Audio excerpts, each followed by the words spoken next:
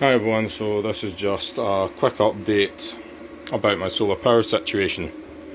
So these are the Alcad cells which I got from After Work Creation, and those are connected to this Growatt inverter which he also very kindly lent me until I could get enough funds together to buy my own.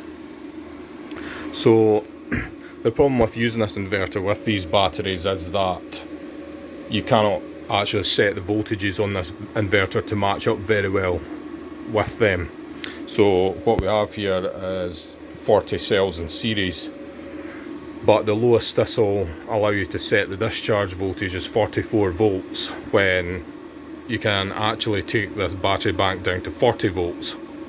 You also cannot set the charge voltage high enough because this battery bank has to go all the way up to 62 volts to actually charge it properly for the equalization charge, and this thing, I think it's just over 60 volts, throws an over voltage fault and then shuts down, and I'm sure that's all just software limiting, that's not actually a hardware limitation.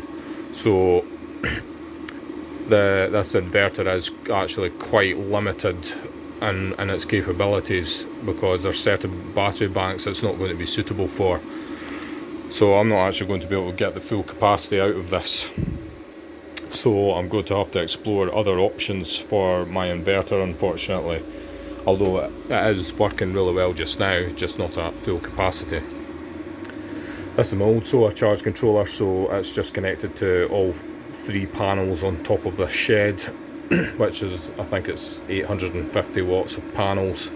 So I've got just like, they're on their own MPPT channel, the ones in the shed and the ones out in the garden have all been connected in series to give about 250 volts DC open circuit, so that's actually a pretty deadly voltage, so quite dangerous.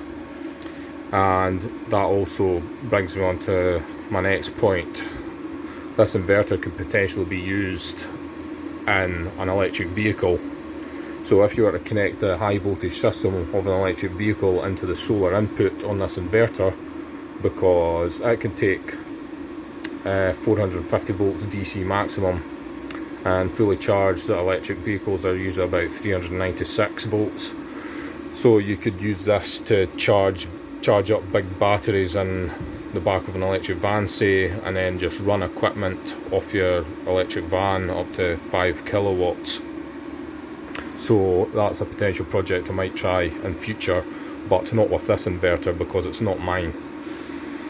And I'll just move on to another fact about safety. 48 volts is actually dangerous. If you make enough contact with a 48 volt system with your hands, you can actually feel it and actually get a shock off it. So I'm taking necessary precautions, such as I've put this perspex between it to prevent a short circuit, because that would be quite a catastrophe at this voltage. And just make sure that you're not touching 48 volts DC with your hands, because you will feel it, and potentially if your hands are like wet, really wet, and you're to actually grab onto it, it could potentially kill you. So just you have to be careful with that. This is not 24 volts anymore, we're now actually dealing with voltages, we're getting into the danger zone, so be careful. Obviously I'm going to use thicker wire. This is just like 65 amp cooker cable. It's just a temporary setup which has been thrown together just now, but ideally I want to design my own inverter.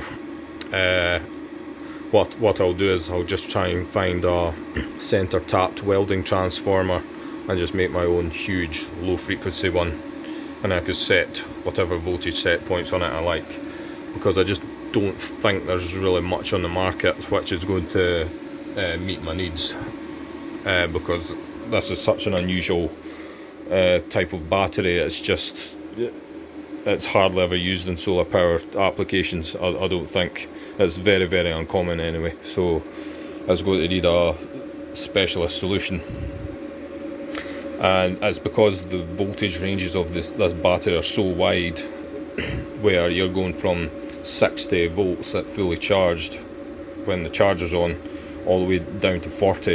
It's a massive voltage range, and the vast majority of inverters I think are just not going to be able to handle that properly. And for example, if I was to remove cells, well, that's not going to work, because that's like the fully discharged voltage is even lower. If I was to add cells, well, that's not going to be any good, because I'm not going to be able to fully charge it. I'll be able to fully charge it even less, so it's not ideal. But this solar charge controller, it will be able to allow me to fully charge them, and while I'm doing an equalisation charge, I'll just have to have this off and the house running off the grid. But I don't know if I'll be keeping this inverter or not. I'll just have to see how much energy the battery is actually giving me and see if I can live with that or not.